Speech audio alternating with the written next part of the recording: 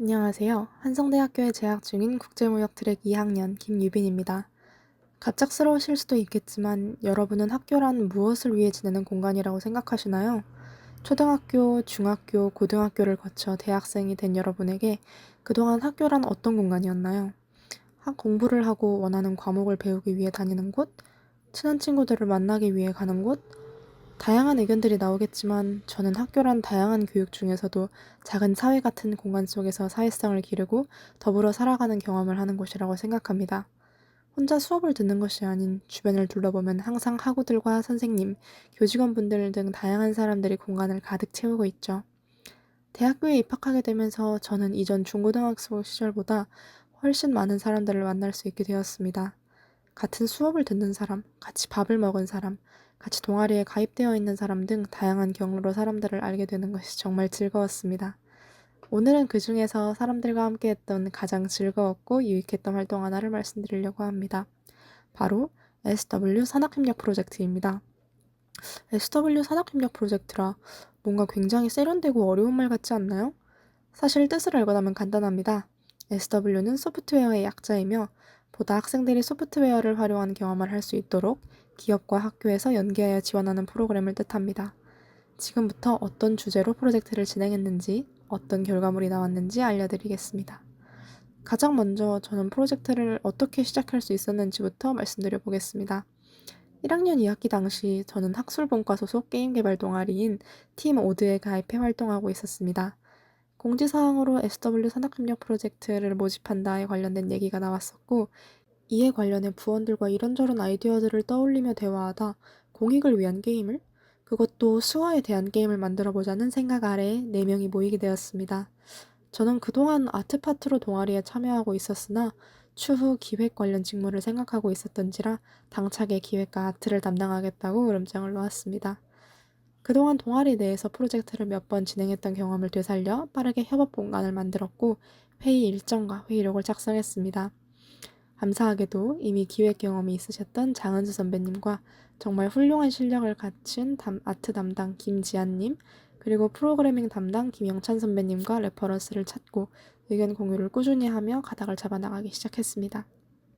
기획의 가장 첫 단계는 전체적으로 게임의 틀을 잡아주는 메인 기획서를 작성하는 것이었습니다. 목적, 기대 효과, 장르, 요소 등 다양한 측면에서 우리의 프로젝트가 어떤 경쟁력과 차별성을 지니고 있는지 풀어나갔습니다. 특히 레퍼런스를 수집할 때도 느꼈지만 현재 수어를 학습하기 위한 목적의 게임은 없다는 것이 가장 큰 장점이자 단점이 되었습니다.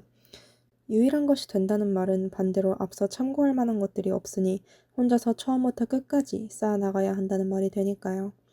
사용자에게 어떤 재미 요소를 주어 학습을 쉽게 느낄 수 있도록 해야 하는지, 어떤 학습 방법을 사용해야 하는지 팀원들과 논의하며 기획서를 작성해 나갔습니다. 이 기획서를 토대로 아트, 프로그래밍 파트에게 매주 해야 하는 일을 분담했고 전주에 작업한 결과물들을 보며 피드백 시간을 가지며 게임에 필요한 요소들을 하나하나 채우는 시간을 보냈습니다. 두 번째 단계로 넘어가며 말씀드릴 기획자의 역할 중에는 앞서 말씀드린 것 말고도 사람 간의 연결다리가 있습니다. 이게 무슨 말일까요? 본인이 구상한 것을 타인에게 전달할 때 조금이라도 오해가 생기지 않도록, 그리고 작업자 간에 분쟁이 생기지 않도록 의견 조율을 중간에서 해주어야 한다는 것입니다. 결국 생각을 실현하는 과정 속에 혼자만 있는 것이 아니기 때문에 누구보다도 의견 표시를 명확히 하는 것이 중요하죠. 이는 작업물에 영향을 끼칠 뿐만 아니라 팀원들 간의 의사소통에도 큰 영향을 끼칩니다. 초기에 정확히 설명해야 나중에 불필요한 작업을 하지 않게 되고 각자가 만들어 온 부품을 조립할 때 맞지 않는 부분을 최소화할 수 있습니다. 상대적으로 언어를 학습하는 프로그램 개발 치고는 이 2달이라는 짧은 기간 내에 덜어낼 것은 덜어내고 꼭 필요한 부분은 반드시 완벽히 구현해야 한다는 마음가짐으로 열심히 달려왔습니다. 간략하게 저희가 완성한 게임에 대해 설명드려 보겠습니다.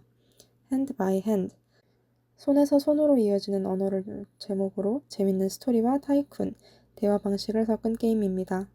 주인공은 친구를 찾기 위해 낯선 마을로 오게 되고 이곳에서 동물 주민들과 수어로 의사소통을 하며 마을에 적응하는 경험을 하게 됩니다.